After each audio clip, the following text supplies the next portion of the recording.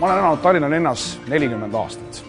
Ja viimasel ajal on Tallinn jätnud mulle sellise torssis elust kaugenenud, kibestunud, vihase vanamehe mulje. Ja ma olen selle pärast üsna mures.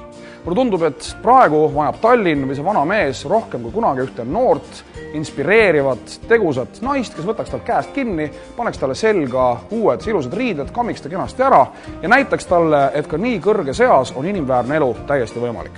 Oleks kurb, kui meil sellist naist ei oleks. Õnneks on. Ja tema nimi on Keit Pentus. Mul ei ole mitte ühtegi poliitilist ega majanduslikku motiivi Keit Pentust siin mõõdutundetult kiita. Veel vähem on mul pigem vasakpoolselt mõtlema inimesena põhjust toetada Reformierakonna linnapeakandidaati.